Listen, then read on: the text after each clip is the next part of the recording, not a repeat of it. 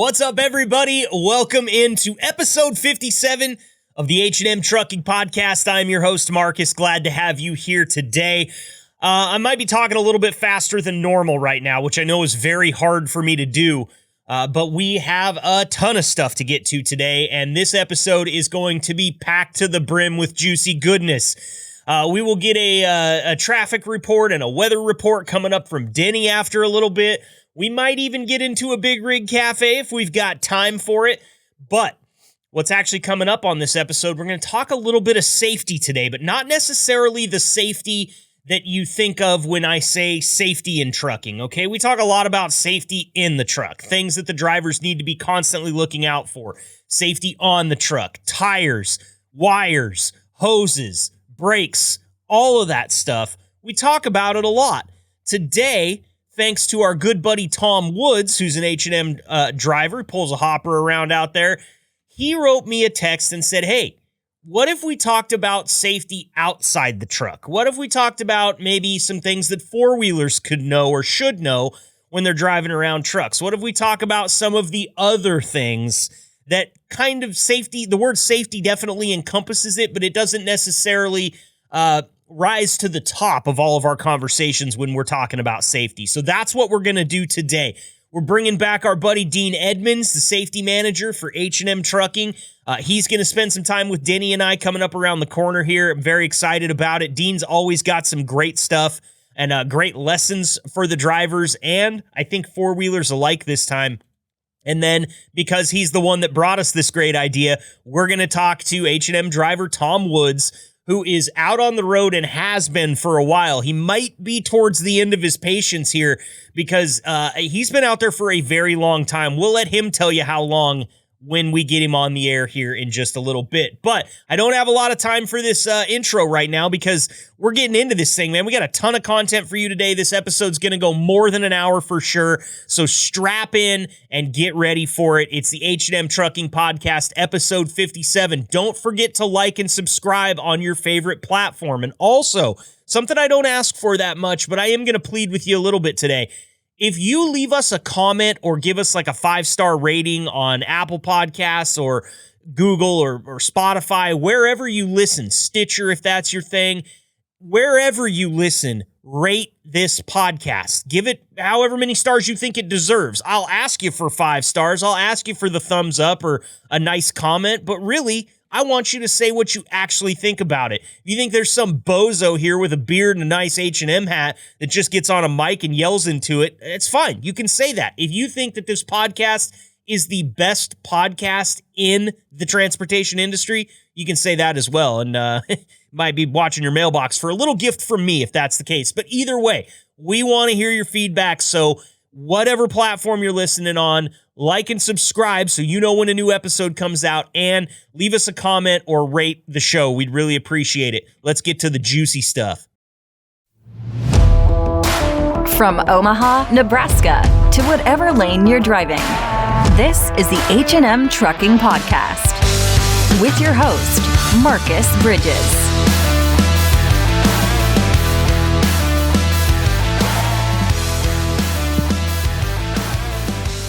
I'm joined here by my good buddy, Denny Stone. Denny, how you doing today?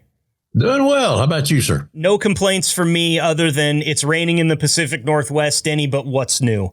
I'm beating a dead horse at this point, so we'll just grin and bear it.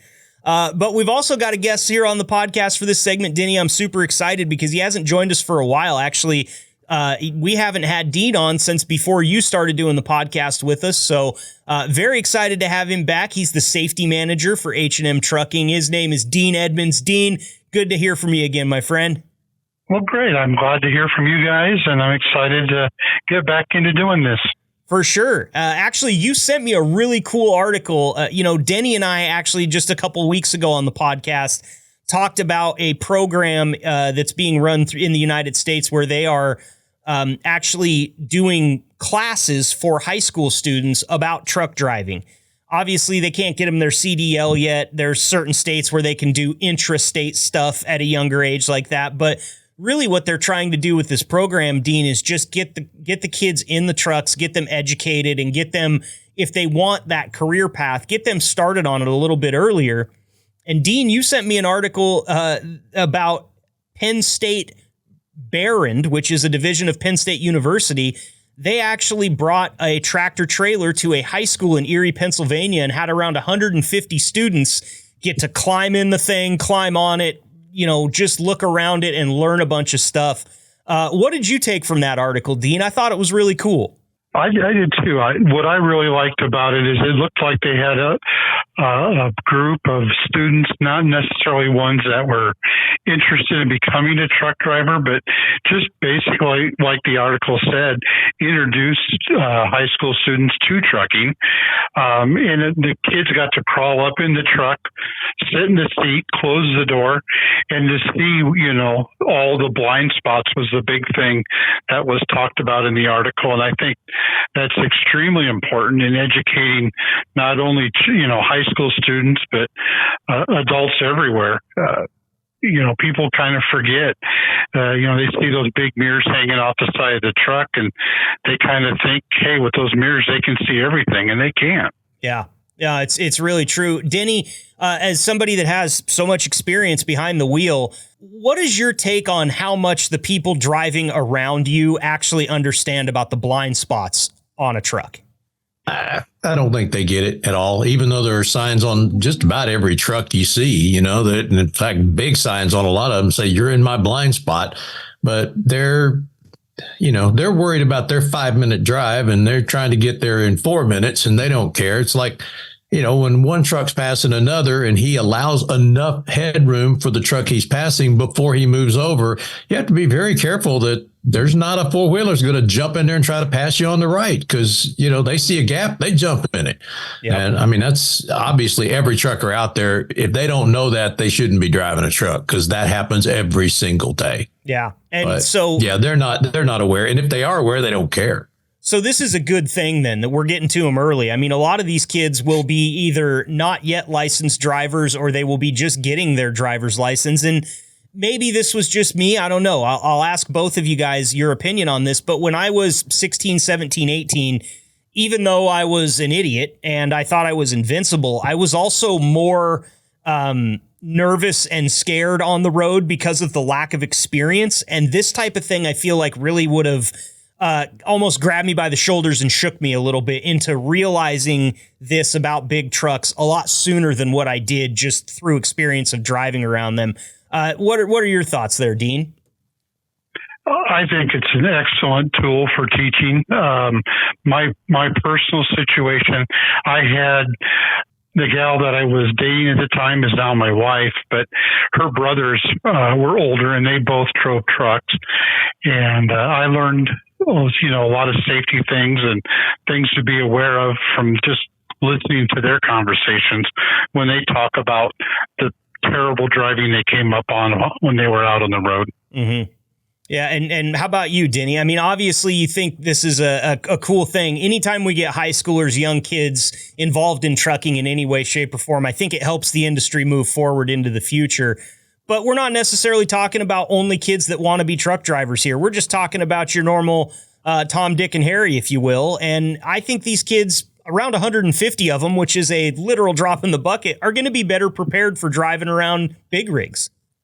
Well, I think so. And of course, anybody that grew up in the country, driving on a farm or a ranch, you're throwing hay, you're probably driving that truck at 10 because the older guys are out there tossing it. Well, now they got the round bales, but back in my day, we were having to load that by hand and then offload it. And so, the 10 or 12-year-olds in the truck, probably on a pillow or a couple of phone books or something, so they could see over the dash. So you're driving earlier, even though you're not on the streets, but you're learning to maneuver, driving a pickup truck that's possibly got a trailer or something behind it. So you get that experience early if you grew up in the country, but that's more and more rare these days. Yeah, it really is. I mean, I think I drove the first time without sitting on dad's lap or something like that, probably 10 or 11. But it was, we didn't live on a farm or anything like that, but we did a lot of hunting. And so there'd be a lot of, you're way back in the wilderness. there's a straight stretch of road and you can get in and drive for a second and just prove to me that you're learning how to do it, you know? But I think that it's always important to get to them early, because if you don't get to them early, they might turn into one of these asshole four-wheelers, stuffing it in where there's no room to stuff it in and turning their car into a metal accordion. So, good stuff here, Dean. I love this type of stuff. I would tell you, anytime you see something like this, send it my way, because, you know, we want to be up on our safety on this podcast. Obviously, it's something we always try to keep in the forefront of our minds when we're talking trucking. And that's really why we're here today. Is I had H&M driver Tom Woods, who we'll talk to on this podcast episode, reach out to me and say, you know, have we talked at all? We talk a lot about safety within the truck, the things that drivers need to be doing and need to be vigilant about. But have we talked much about the safety outside the truck? And I have to assume when he's talking about that is he's saying, you know, not only for four-wheelers, things for four-wheelers to be looking for that can help drivers stay safe and keep everybody around them safe, but also things like maneuvering around parking lots and driving in very, very small, choked off streets and things like that. Dean, do you have any initial thoughts just in hearing what Tom Wood's idea was there, and any maybe pieces of advice that you could give to those listening, maybe from a four-wheeler's perspective, about how to just be a little bit safer around drivers on the road? Sure. You know, the two things that immediately jump in my head was the old adage, used to be a sticker. If you're driving behind a truck, if you can't see my mirrors, I can't see you. Very simple. It's something that has been stuck in my head for a long time. So when I'm on the road, if I'm around large trucks, I always make sure that I can see them. I can see their mirror, because I want to make sure that I can be seen.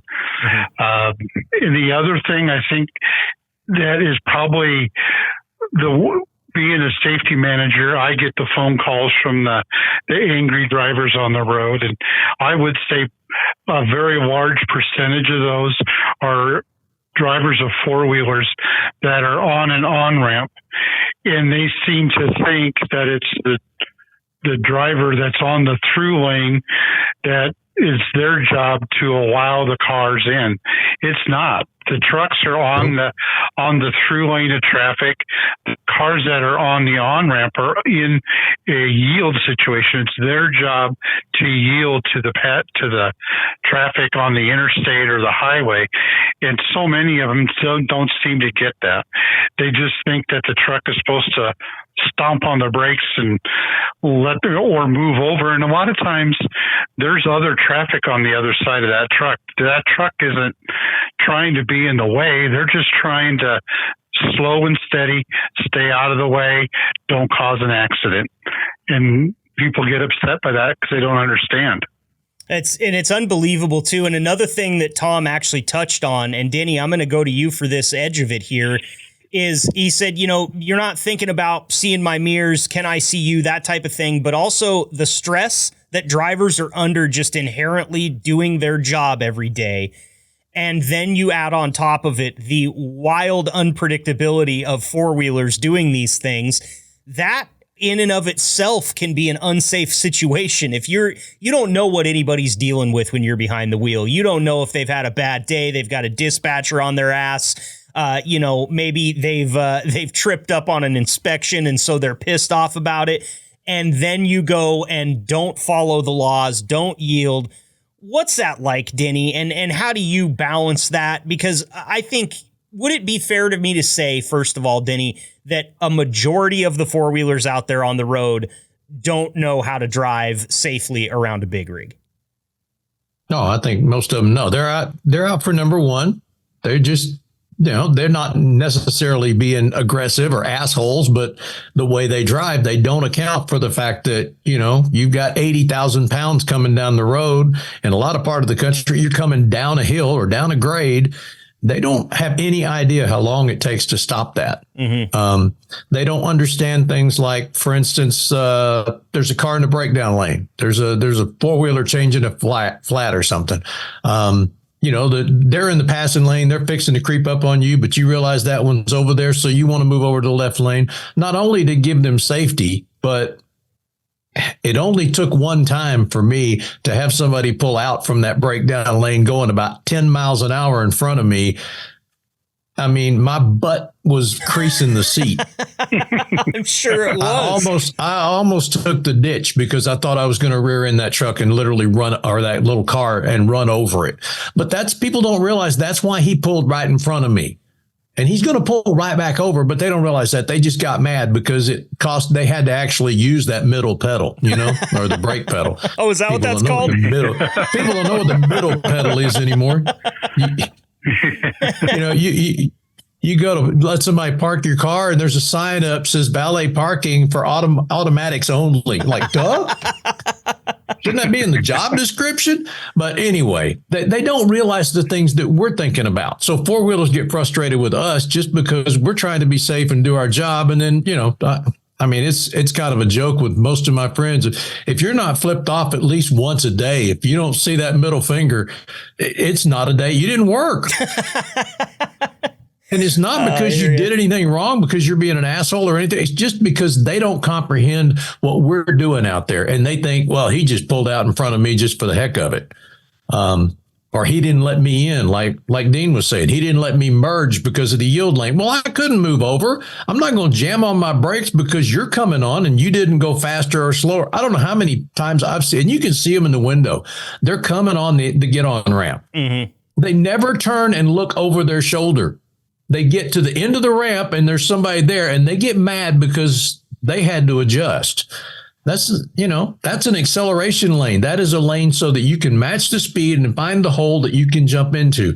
But they don't realize that. They don't think about these things. It's there. That's a much better way of saying what I was trying to get to. It's just. Well, doing this podcast, I think, has made me a much better driver around truck drivers. And I have learned to not only anticipate things a little bit better, but, just here recently, I was driving down I-5, I was headed up to Portland, and there was way up ahead of us, probably a mile and a half ahead of us, there was a car pulled over on the side of the freeway. And I saw that, and there was a truck in the right lane, and there was a never-ending string of traffic passing this truck in the left lane. And I don't know if I did the right thing here, but I'm going to ask both of you guys if you think this was an okay move. I slowed down traffic in the left lane because I knew that driver was going to need to get over, and there was 10, 15 cars behind me, and we were all hooked up at the bumper. There was no place for this truck to go. So I slowed everybody down to 55, 60 miles an hour, and a couple people jumped around and passed the whole line of traffic on the right, and that was really dangerous. But what I was doing, and I flashed my lights at him immediately, I wanted this truck to know, I see that car up there. I know you need to get in. Is that okay for me to do as a four-wheeler if I'm just trying to help out a little bit and I can anticipate a problem? You made the trucker smile. I mean, that was a bright spot in his day, that somebody in a four-wheeler actually did something courteous to him. Wow. I mean, that's like the kid doing the arm pump to honk the air horn. I would have done the exact same thing.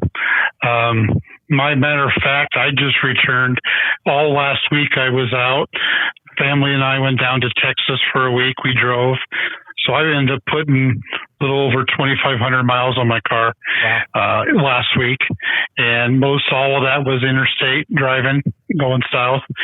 And, it would just make your head explode.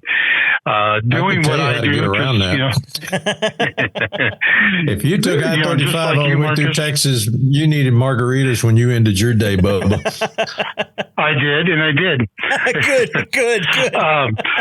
Well, next time, call me and I'll tell you how to get around that. You said, Marcus, doing what you're doing has changed your driving patterns. I'll invite you to come sit at my desk for a week. I guarantee you'll change your driving habits. I've changed mine and everybody with my last name, their driving habits, because everybody in my family hears what goes on, and I kind of preach to them not to be one of those people that I have to deal with. Mm-hmm. Well, it's great. And let's propagate that as much as we can. If you're a four-wheeler listening to this podcast, take heed of this message because, you're listening to this podcast because you are in some way, shape, or form interested in trucking. And hey, we're giving you some tips right here that are going to make truck drivers smile. And that's all we want to do. We want to keep them safe. We want to get them home happy, and we want to get everybody else home safe as well. So I think this is great. Dean, before we let you go here, we've got a couple more minutes left. Is there anything else that you can offer us on these subjects that we've been talking about here, just to kind of wrap the conversation up? Well, I guess I would share just a real quick, little short story. You were talking about driving down the road and you were scanning ahead. I just watched a video no more than an hour ago. One of our drivers called in and said, "You need to pull this because I can't believe I saw it." He's going down the interstate, 65 mile an hour speed limit, and he sees something dark in the left lane ahead of him. This is daytime. So he starts to slow down. He puts his hazards on. As he gets closer, it becomes completely clear what's in the lane. And there was a cow standing in the left lane on the interstate. Oh, my. So, and cows don't move real fast. No, so, they don't. Scanning ahead, that 10 seconds down the road, may have avoided a very serious incident because those animals are pretty solid. Yes, they are. It's a 2,000-pound animal. It's going to mess up a big rig. It will destroy a Prius. There's no question. I've seen it happen. Kind of remind people that, it's important to scan ahead and to not necessarily dismiss anything. Always be ready for the unexpected.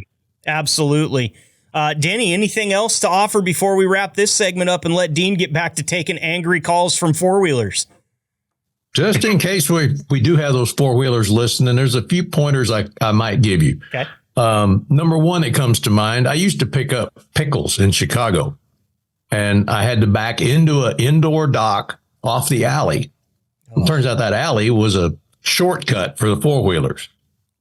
And they don't realize that when you start cutting that wheel, the truck comes forward. It's not going all the way backward. The truck comes out in front, and you have to be extremely careful. So four-wheelers, if you're listening, be careful of that. Also, watch the signs. If you see that there's a truck stop, a weigh station, something that trucks pull in and out of coming up, good idea to go ahead and get in the left lane because chances are there's going to be a slow big rig coming on. Other than that, just, try to be courteous. We're out there trying to earn a living. And trust me, I'm doing a lot more miles in a day than you are. It's well put, Denny. Well put. Safety manager for H&M Trucking, Dean Edmunds. Thank you so much for joining us today, my friend. It's been great talking to you again. We'll get you back in here again soon. All right. Sounds great. Thanks, guys. Yeah. Have a good day.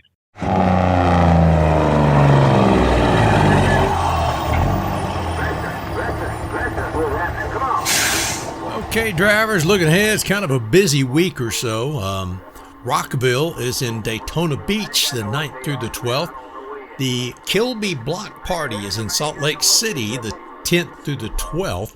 Myrtle Beach Bike Rally's going on. That's the 10th through the 19th. The Cruel World Festival's in Pasadena, California on the 11th. And NASCAR, the Goodyear 400 in Darlington. That's on the 12th. Also, just a quick look ahead. Make yourself a mental note. The International Road Check scheduled for the 14th through the 16th. Keep it safe out there. I'm 1010 on the side.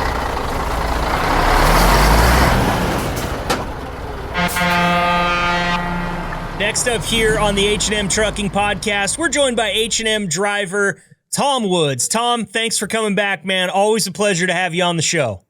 Always a pleasure being here. Well, is it though? Because we were supposed to do this yesterday, and then I got a reschedule from you. I figured, man, Tom's maybe having a bad day. Maybe something went wrong with his schedule. I hope he didn't blow out a tire or something. And then I'm scrolling Facebook, and I see you're just having a cookout on the side of the road with another H&M driver, man. I mean, I'm totally cool with you. Roger that. That's a big 10-4. I'm totally cool with you rescheduling for such a thing, but you got to let me in on it, man. I mean, did you save me a hot dog or anything?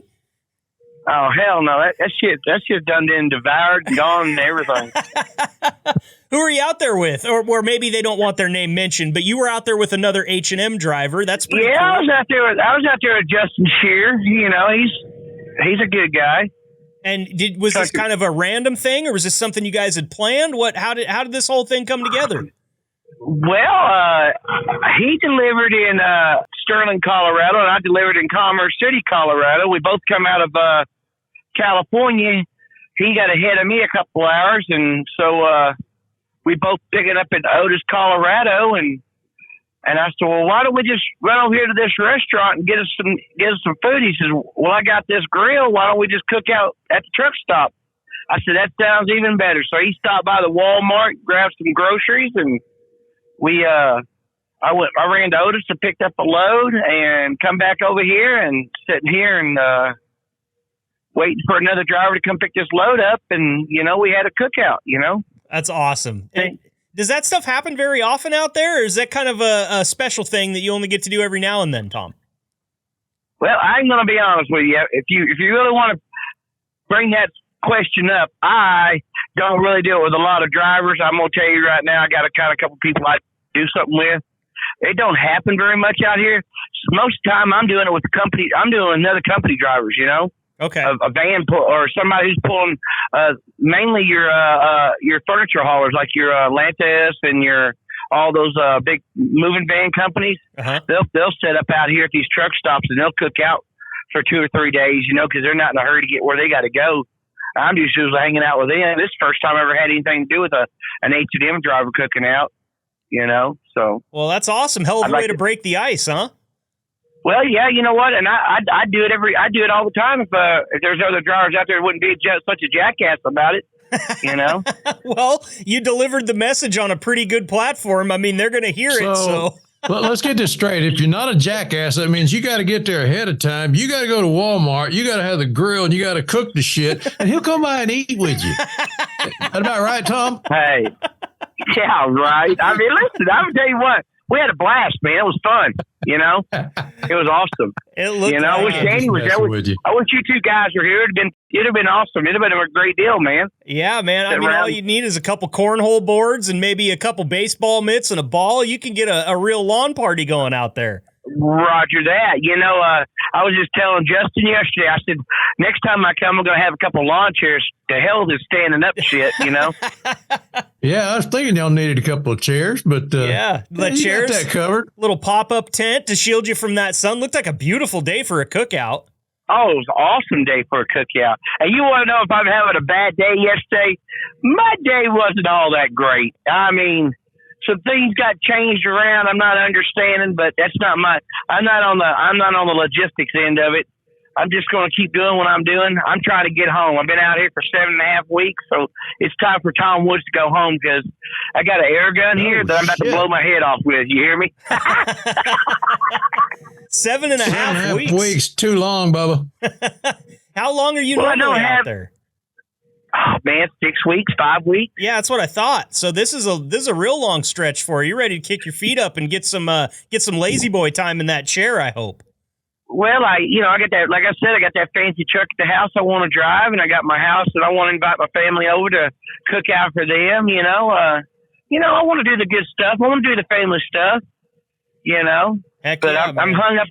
I'm hung up over here in Brush, Colorado, waiting on another driver to show up. So, they always say, always waiting on Lane, right? Always, man. Denny, did you ever get into much of that when you were driving for H&M? Did you ever have any cookouts with any drivers or meet up or anything like that? I never did. I've thought numerous times about getting a grill. Now, I would meet, particularly like Bill Martin or Ed Martin, we'd meet and go to a restaurant or something. Occasionally one of us would cook on the truck and we'd share, but never did the grill. I was tempted, but it just seemed like such a mess to have to deal with. Well, I guess the workaround there is have it be somebody else's grill, right, Tom? Right. I mean, I'm gonna put. Actually, when I got home, I got a little grill at the house that my son-in-law's father gave me, brand new. It's just a perfect size. I'm gonna strap it on here for the summer. I'm gonna start doing that. I'm gonna grab my lawn chair and put on here. I'm gonna get ready. because like you was talking about these other people, I was in California twice. One guy, the van guy, pulls his grill out. We cook out. We drink cold beer on my 34. Yeah. I coming out of the 49 truck stop. You ever been out there, Denny, the 49ers? Out there at the truck stop? And, that's kind of a scary one, isn't it? Last time I was out there, that place didn't look real safe. Well, let me tell you. So it's changed. It's a gated. I call it a gated community now for truckers. You got to get a gate. Okay. You got to get a ticket to go in there, and they got security going around it. So it's kind of, they got rid of all the riffraff. There's, of course, we don't have no lizards walking around to help us out a little bit. Give us our back rubs. Ha ha. But no, there was like 6 guys. They had their.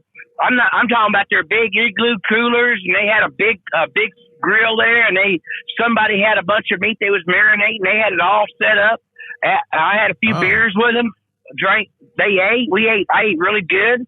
Met up with one of our drivers. I don't know. It's been 2 years ago. It's a husband and wife team. They pull I think they pull a hopper. I don't remember if it was a hopper or a van. Well, it was during New Year's. It was New Year's, and they were cooking cabbage, black-eyed peas, and all that stuff out of their truck.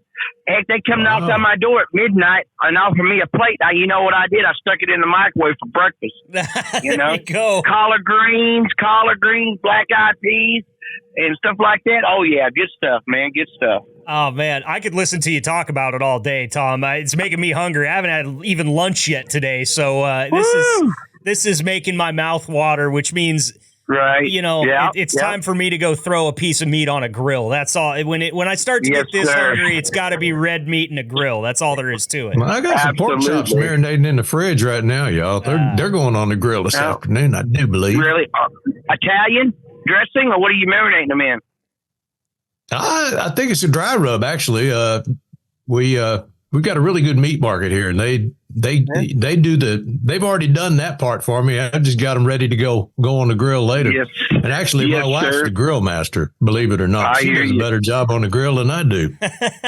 Well, hey, we got to get the professionals at it. The women are professional cookers. Yep, absolutely. Well, I got my wife was a vegan when I met her, you guys, and it was a very short stint in her life because you're a hunter and she's a vegan. That doesn't really go together, does it? That's exactly where I was going with it, Denny. Right. It was like the first week that we were actually serious and dating, and she came over to my house and I made dinner, and I completely forgot that she was trying this whole vegan thing.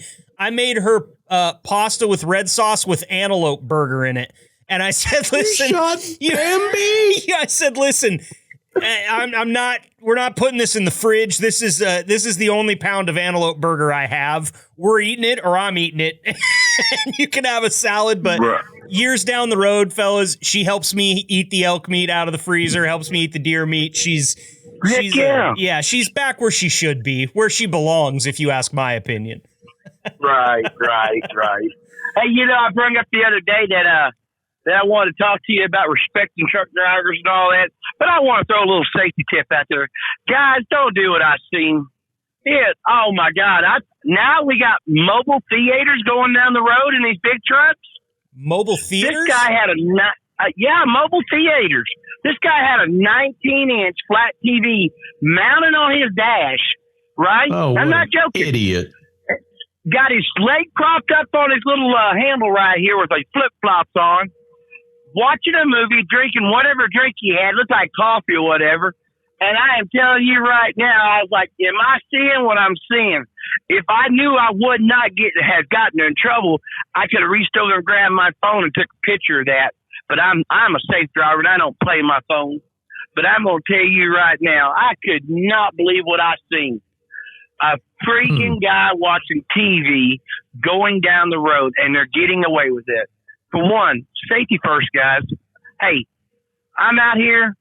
My daughter's out here. My grandkids are out here, and my son-in-law's out here. And if you're, man, you know what? There's other people out here that depend on us to be safe. That is not safe. No. Okay, play it smart. Okay, this is for the safety team. I'm sticking one out there for them. That stuff. Be safe out here, man. I want to go home to my family at the end of my shift, you know? Absolutely. And I think it goes for everybody, Tom. When you think about it, we're all out here. We might not all be truck drivers, but that guy watching a 19-inch flat screen while he's cruising down the road at 65, that's as dangerous for everybody else as it is for him. It's equal opportunity offender, in my opinion there. And I can't believe that he's ever gotten through a weigh station with anybody being able to see that. I mean, if you saw it from your cab, I'm sure that they can see it when he pulls into a weigh station. How the hell are they letting him drive down the road like that? Man, you tell me, man. Huh. You tell me. Denny, you're just shaking your head, man. You're disgusted. I'm at shock, you know. I was at shock. I was like, I know I didn't see that. I literally was passing him, and I was like, I had to slow down to get a double take of this to make sure that I was seeing what I was seeing.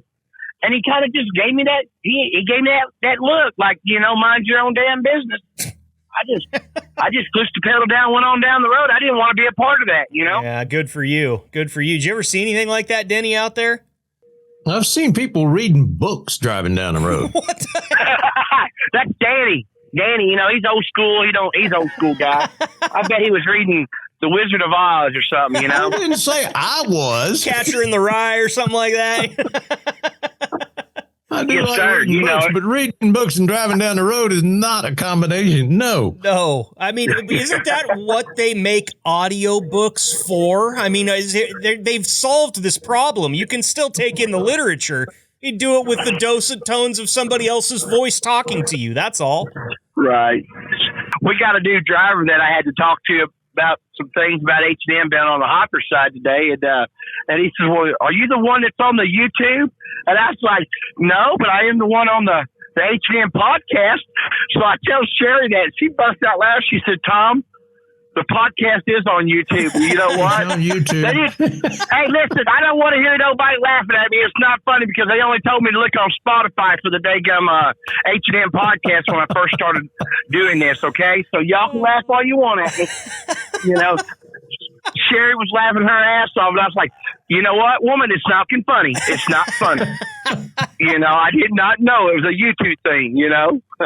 Well, but it is on YouTube, and you are a big part of it, my friend, and we always enjoy having you on here, and I don't care what platform it hits, man. We love it. In fact, I got to shout out because, you know, there's one person in my life, well, there's more than that, but one person that really makes it evident. There are two people, if you really want to go for it. My mom and dad, I've talked about it before on this podcast. They are listening to this right now as I talk about it, and I'll tell you, my dad gets such a kick out of every single time you come on this show, Tom. He calls me every single time you've been on.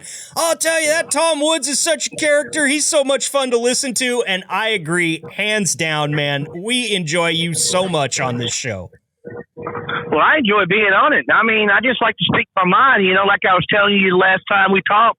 You know, this is the only time where you kind of got to get the vent out here, and it don't not even just vent. It lets other drivers know we're all making mistakes that we need to kind of better ourselves. You know what I mean? Yep, absolutely. You know, they hold us drivers at a different expectation, and I'm not saying this. I'm not speaking for everybody. I'm speaking for myself. I feel like that as a driver out here, I can't not make that little mistake because it will cost my life and maybe somebody else's life, or cost a lot of money. You know what I mean? I got to be on my pins and needles every day out here, just because of what's going on. You know what I mean? 80,000 pounds running 65 miles an hour down the highway. That one thing could go wrong. You know, you could have that blowout.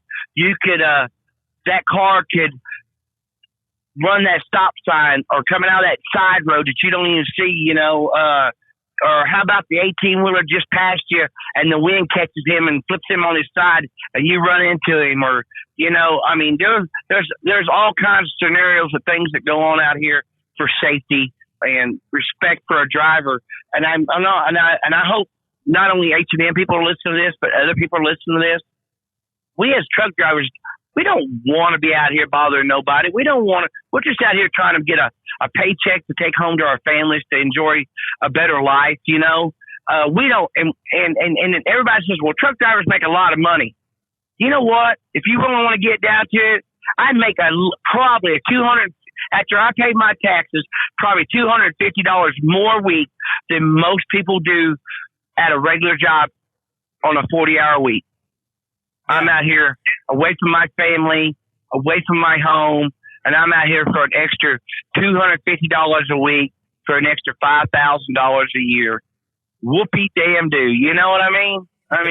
I do, man. I do. And you know, we've been talking about this. We had Dean Edmunds, safety manager for H&M on, and we were talking about, you know, you actually, this topic comes from you, Tom. You sent me a text and you said, let's talk about some safety aspects outside of the truck, maybe some things about respecting drivers and all the stress they're under. And we talked with Dean a little bit about that and kind of concentrated on maybe being a four-wheeler, driving around big trucks, and how we can help you out as four-wheelers be safer out there and cause you less stress. And I want to open the conversation up to that because you're talking about it. You can't screw up at all. You have to be perfect, not just good. You've got to be perfect. And there are a lot of other people out there on the road around you at all times that don't give a damn about being perfect. They're riding the fog line. They're hitting the rumble strips. They're cutting you off. What do you have to say to the four-wheelers out there that might be listening, Tom, about respecting a driver like yourself and being safe around a driver like yourself? Okay, stay out of my blind spot. That is between the trailer and the back of the cab of the truck. That's a blind spot for us as truck drivers.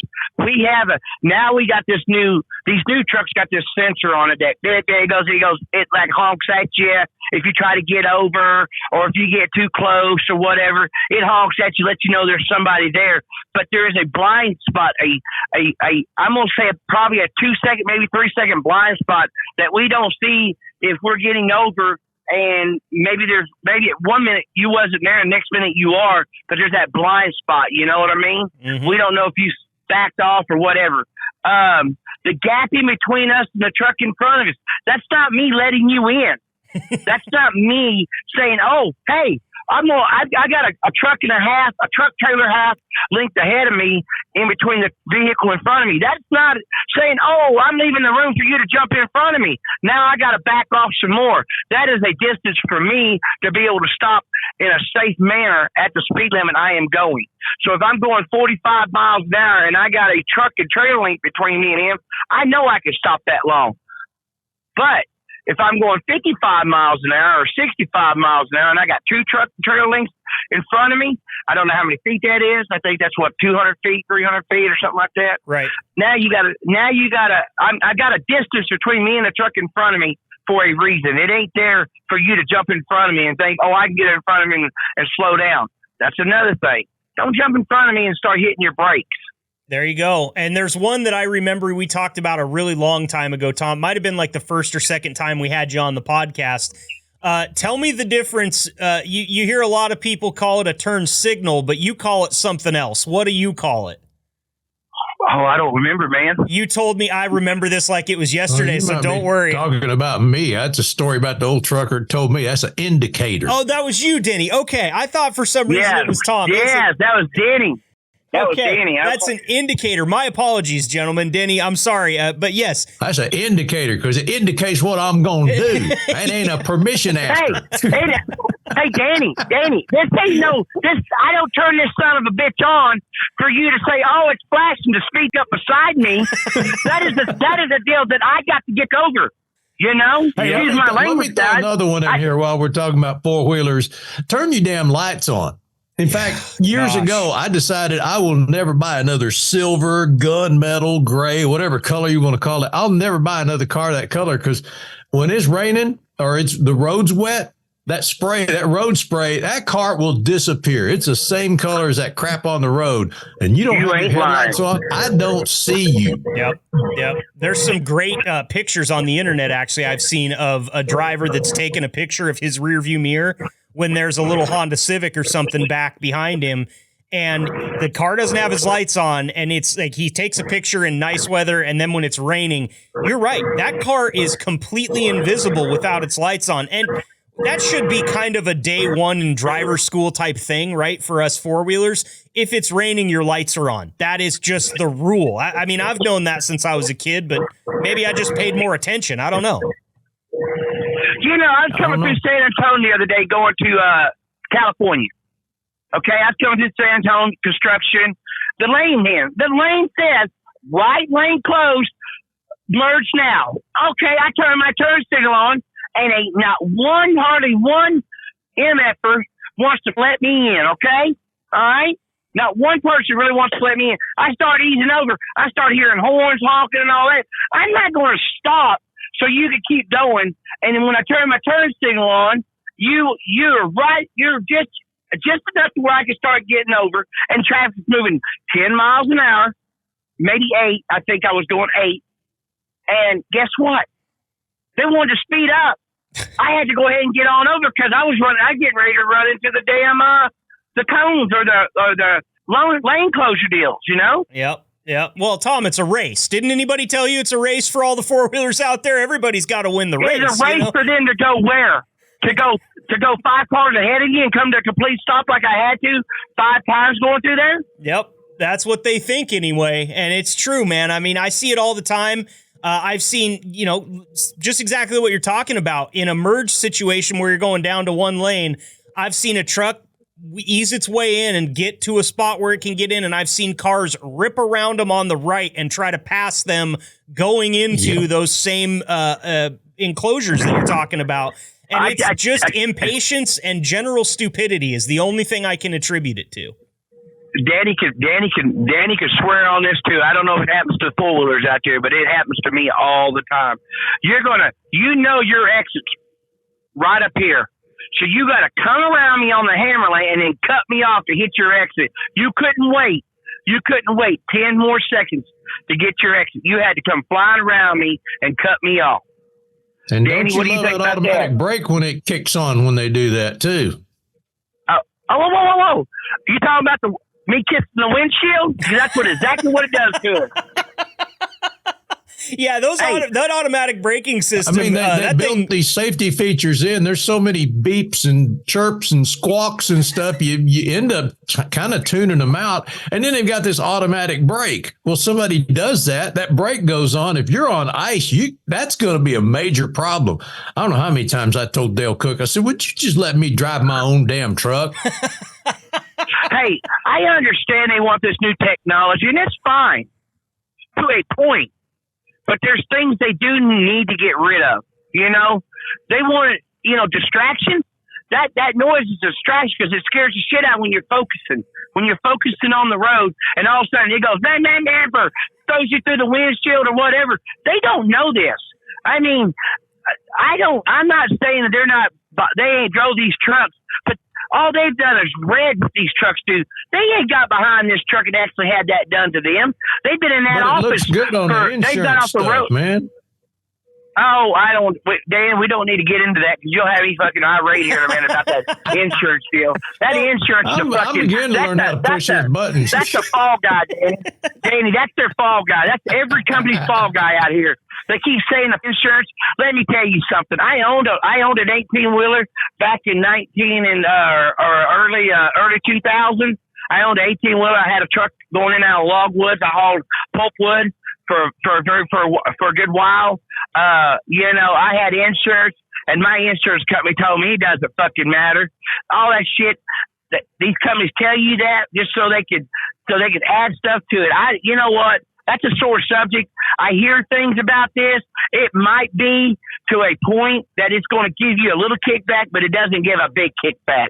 It doesn't. I don't care what anybody says. I've done checked into it. You can bullshit the bullshitter, but you ain't gonna bullshit me. We would never try, Tom. We know you better than that at this point. And I'll tell you, maybe Tom, you just next time you want them to realize what it's really like with all these new bells and whistles, show them the face print on the inside of your windshield right above the steering wheel. Yeah, I had to go get a facelift because it's all flat. You'd be looking like a pug. I wanted to say something. I had somebody tell me. I had a few people tell me in the last 4 years, this is the job this is the career I decided to do, and this is the job I decided to do.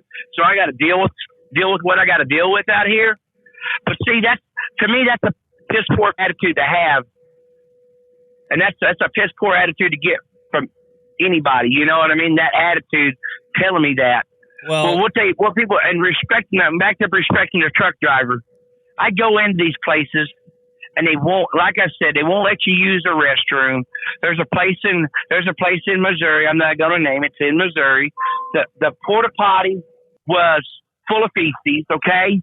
I went in and said something to the customer where we delivered at. And you know what they told me? We called them. I called them. You know what they told me? I called the porta potty company. You know what they said to me? What's that? Oh, we got a guy coming out there Monday. This was Friday. Oh, God. They wouldn't send nobody out to take care of it. But we don't, as a driver, yes, we did take a job to do something, but we didn't take a job to be treated like an animal out here. Yep. You know, and I'm not listen, I'm not saying bad things about H&M whatsoever. I'm not saying bad things about anybody. But when you're sitting in that office, you got a nice restroom to walk back to. It's in the air condition. You got a nice chair. You sit down for 8 hours, maybe 9 hours. Then maybe you do a little 10-hour work in front of that computer. You get to go home. You get to sit down in your bathtub, take a Epsom salt bath. If you want to relax, a hot shower. You get to sit back in your recliner, drink, your coffee, your beer, your whiskey, whatever you want to do. Yes, I decided to do this out here, but we as truck drivers don't have that luxury anymore. Back to the cooking yesterday. That was a very, very nice thing to be able to do that out here with another truck driver that actually you work with that wants to talk to you. We got a lot of repercussions on that video I posted yesterday on H&M. Guess what? There's a lot of drivers out here act like they don't even know another H&M driver. I don't like that at all. You know, don't act like you're better than me. You work for the same damn company. Yeah, and don't act like you're better. Don't act like you're better than me because you're an owner operator. You know. I mean, we're all working towards the same goal here, and in terms of the podcast, you know, not to change the focus here, but the reason we have you on, Tom, is because you're honest with us, and you will tell us how it is, and I think that a little bit of camaraderie among the ranks is a good thing. I think that you guys, drivers like yourself who've been out here for a long time, drivers like Denny, these newer guys don't realize how helpful you will actually be to them. I mean, I know that you've mentored some drivers, Tom. You've talked to me about it. Hell, we had a new driver come on the podcast with you and ask some questions. I mean, it's what you're doing out there, trying to build a little bit of community by doing a cookout with another driver, I think is awesome. And I think more of that type of thing is how we all move into the future in a better light. You know what I'm saying? Yes. Yes, sir. Yes, sir. You know, Danny, you've been out here longer than I have. I mean, what's changed? What changed before you decided to retire? Well, it got harder and harder. I mean, one of the things was the 30-minute rule, and everybody started parking in the fuel islands. It's just we're all out here trying to do the same job, but these idiots that are also truck drivers should understand that, but they don't care. And like you said, the lack of respect from four-wheelers. Used to, you know, truck driver was the knight of the highway, that we were respected, but we had more time on our hands back I didn't drive in the 70s, but back in the 70s and the early 80s, when if somebody was broke down, chances are there's going to be 2 or 3 big rigs parked behind him with their tools out trying to help. But, you know, now we're under such a time crunch. We can't really do that. We've got to manage our hours and stuff like that. But still, you know, most drivers are good, courteous, you know, well-meaning people, and we're out there trying to do a job and trying to do it safely, and there's just little or no respect. And particularly when you get on the interstates and into the bigger cities in construction zones, it's like you said, they're trying to cut you off, trying to get around you. And for those traveling, I can tell you, anywhere around San Antonio on either I-35 or I-10, it's going to be under construction for some time. 1604 is going to be torn up, so don't try to go around that way. Right. I-35, they're talking about doing you know how they've got the dual levels going through Austin, the upper and lower. Their plans in the next few years is to do that all the way from San Antonio to Austin. So it's going to be under construction for the next who the hell knows how long. Wow. You know, I wanted throw the traffic, the four-wheeler stuff. Okay, so let me tell you how bad stressed I was. Let's see, I'm trying to think. I delivered yesterday. Yesterday was Wednesday, right? So I left California Monday. Literally from Compton, California to the 15, where I come out over there in Victorville, California. I'm not joking, guys. That's literally not even that far. Like, I think 53 miles. For 53 miles, it took me 5.5 hours to drive 53 miles, guys. Okay? So all lanes were full. People are on their cell phone, texting and driving. These people are stopping. This is something else that pisses me off.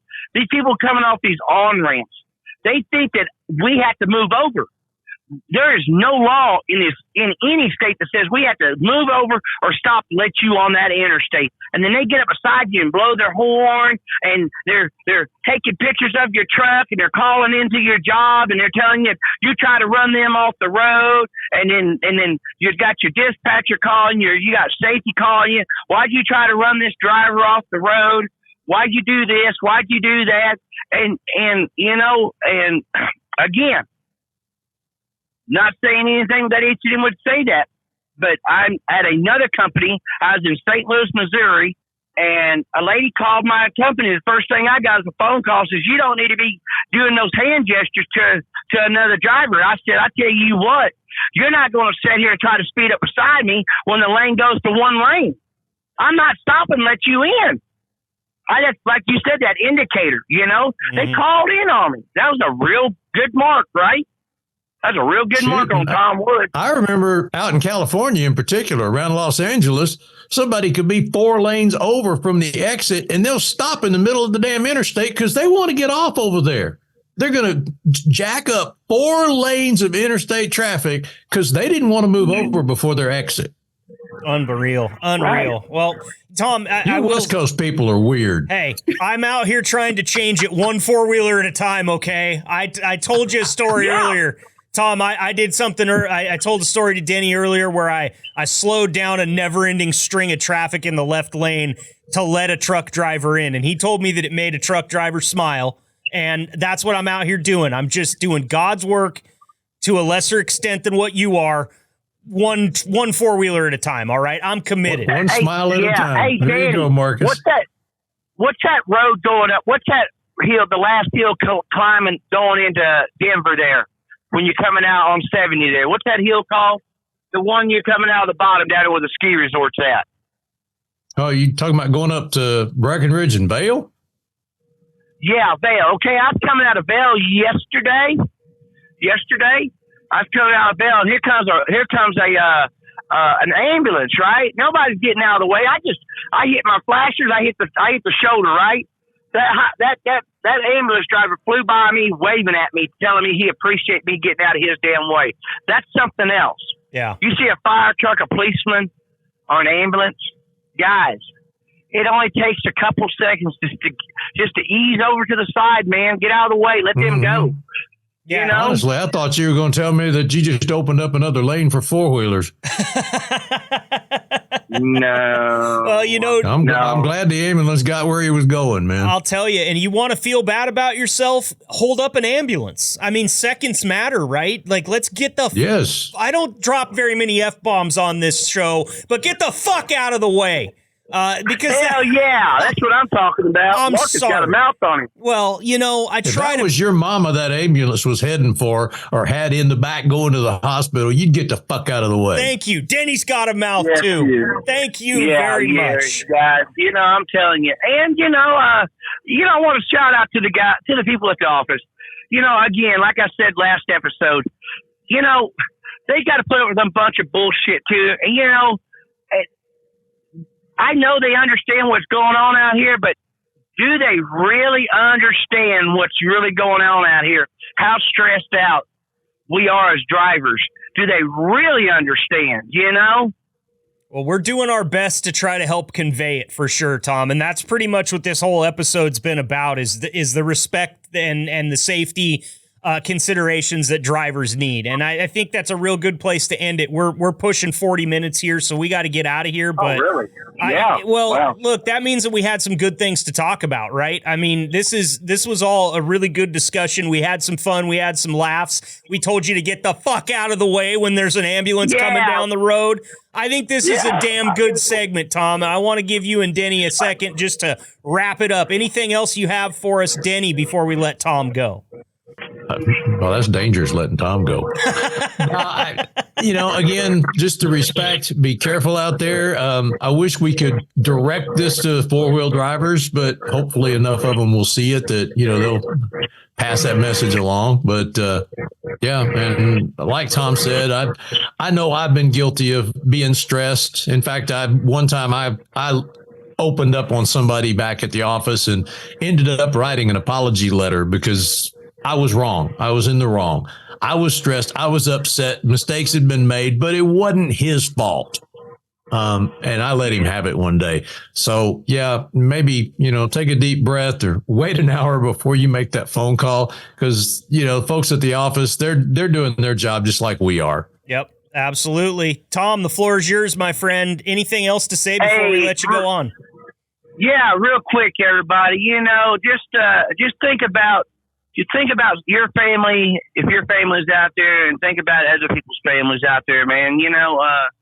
I don't want that under my belt if I take somebody's life because you did something stupid, life's not that, I'm not that big of a damn hurry, and neither are you, neither should you be, And, hey, one more thing, stay off the damn cell phones, texting and driving. That's a no-no. Yes, it is. Yes, it is. Great stuff, Tom, from you as always. And we can't thank you enough, man. Every time you come on here and we get it straight from Tom Woods, it's a good day, dude. Hey, I'm going to be 50 this year, guys. I can't believe it. I'm going to be 40. I was just 13. I feel like I was just 13 yesterday. Now I'm 50, and in about 10 years, I'm going to be where Danny's at. Exactly. And I'm only 10 years behind you. I'm dealing with this whole turning 40 thing this year. If you guys got any advice, I'd love to hear it because I'm not handling it well. And I'm not even there yet. Have fun. Enjoy life, man. Enjoy life. That is a great way to end this whole segment, huh? Spend it with your family, man. We'll do it. I got a wife and 2 dogs that love me, and sometimes I don't know why, but I'm going to spend as much time around them as I can. Hey, Danny, I'm going to tell you something real quick, bud, and I'll let you go. Marcus's wife needs to quit calling me at 1 o'clock in the morning, waking me up. Well, I don't know what the hell's going on there, but yeah. I told her she couldn't bug me anymore, Tom. I gave her your number, so. Hey, that's funny. Hey, I'm glad you took that as a good joke because I say that a lot. It kind of pisses people off, I think, sometimes. Oh, man. You know what? I know what bed she sleeps in every night, so there's no sense in getting mad at that, No. Hey, Danny, it's good talking to you again, man. You too, bud. Be careful out there. Yes, sir. Stay safe, Tom. Thanks again. We'll talk to you soon. Yes. There's that sound we don't ever want to hear. Your mom called. Are you buckled in? Seriously, always wear your safety belt. It's your last line of defense. Avoid distractions like adjusting the radio, eating, drinking, other activities that take your attention away from what you're supposed to be paying attention to. Never, ever text or email while driving. It can wait. Also, pick a lane and stay in it as long as you can. Don't be weaving down the road. I mean, four-wheelers do that enough. And when you do need to change lanes, always signal and double-check things. Allow plenty of time to reach your destination. And finally, get enough sleep. Fatigue causes more crashes and more problems than it's worth. Y'all just be safe out there. We want you home.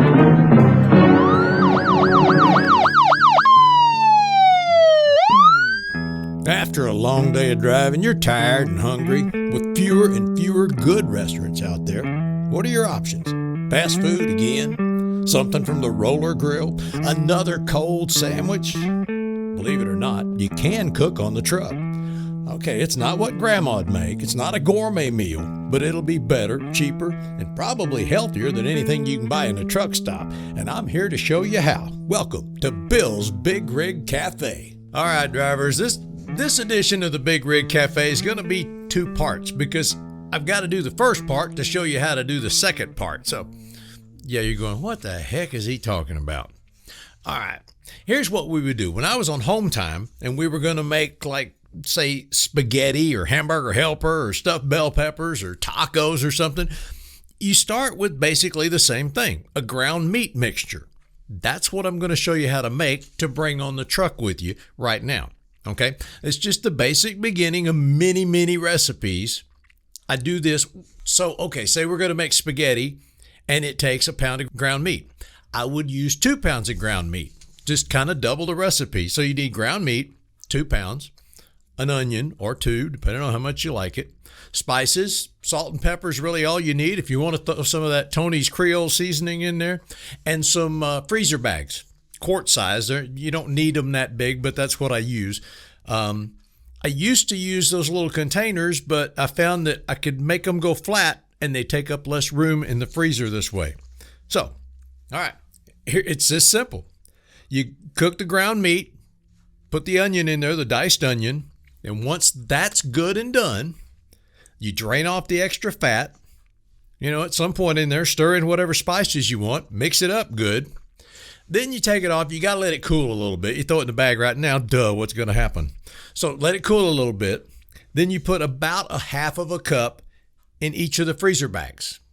Like I told you one time before, I always kept a quarter cup scoop in my truck.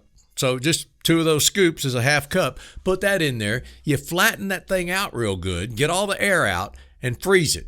You know, put it on something flat. Maybe you got a pizza box in the freezer or put them on a cookie sheet so they're flat. That way, when you put them on the truck, they're going to take up very little room and you can thaw out just 1 portion. It's that easy. Now, I'll be back with part 2 in just a minute. Okay, drivers, today we're going to make shepherd's pie. Got your tub of instant mashed potatoes here. Going to need to open that dude up, put a little water in it, and we'll stick that in the microwave here in a second. Also going to need that ground meat mixture that we've made before. You made that while you were home, right? A small can of green beans. I showed you I put the big can on the table just to show you the difference, but the little bitty can is what you need. Maybe some shredded cheese if you want. You might want some salt and pepper. And of course, a paper bowl, because we're always thinking about mess on the truck, and this is almost no mess. You do have to drain the green beans. I've already done that, I think, but you know, just hang it out the window, drain it in the parking lot. It ain't gonna hurt anything. Dog come along and lick it up here in a little bit. When you get the mashed potatoes out of the microwave, you want them a little bit soupy, not real soupy, but maybe just a little bit. Hey, by the way, while that's cooking, I'll throw another one of these great places to eat. If you're ever running down US 75 in Kansas, Sabetha, I hope I got that right. Sabetha. It's at the All-Star Truck Stop, the El Canelo. These people are from Jalisco, Mexico, and they know how to make some good Mexican food. All right, anyway, back to cooking. Put that ground meat mixture that you thawed out. You took it out of the fridge maybe this morning or yesterday, and just put that in there. Even if it's frozen, you can probably work with it. You just have to stick it in there a little bit longer. Put your green beans in there. And we're going to stick that in the microwave. Maybe stir it up just a little bit. Okay. Come on, Denny. Get on with it. We need to stick this in here. How about another one? If you're in Queen City, oh, man. If you're in Meridian, Queen City Truck Stop, that's one of Big Bill's all-time favorites. He used to love stopping there. That thing has been there for 100 years, I think. Okay, there's the mashed potatoes. Like I said, you don't want them real firm or real dried out because we're going to pop that back in the microwave in just a little bit. See, it's just a little bit soupy, but that's still absorbing that liquid. And once we put it back in, it's going to be perfect. Plus, this will be a little bit easier to get out of there and spread as well. So here we go. We got the mashed potatoes going. Got the ground meat mixture with the green beans in the microwave cooking. This is going to be good. This is like a single serving. So if you're hungrier, maybe you want to make a double serving. You can adjust it for your appetite. But this was about perfect for me. I might even grab one of those salads, out of the Loves or something, one of those salads that's ready to go with it. But this could be a meal by itself because you got your meat, you got your taters, you got your green beans.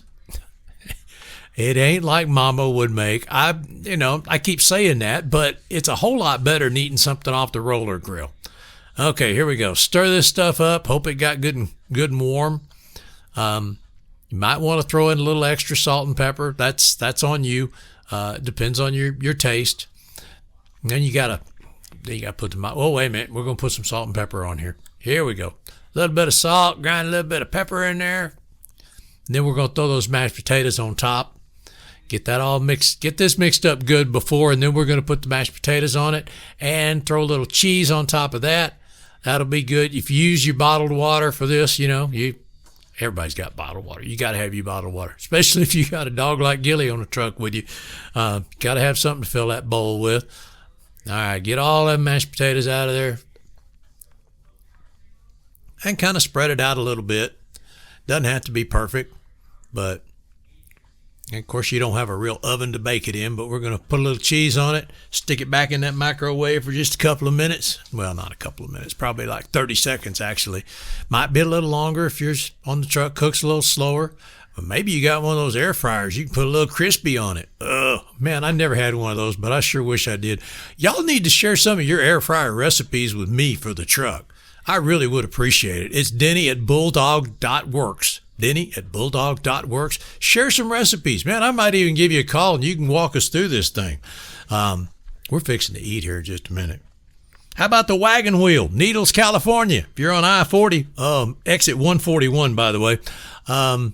And that last one I told you about, Queen City, that's on I-20 at exit 150 in Meridian, Mississippi. But the Wagon Wheel, now they don't have a big parking lot, but used to be just a little gas station with a huge dirt lot behind it right across the street. I assume it's still there, and Wagon Wheel has never disappointed.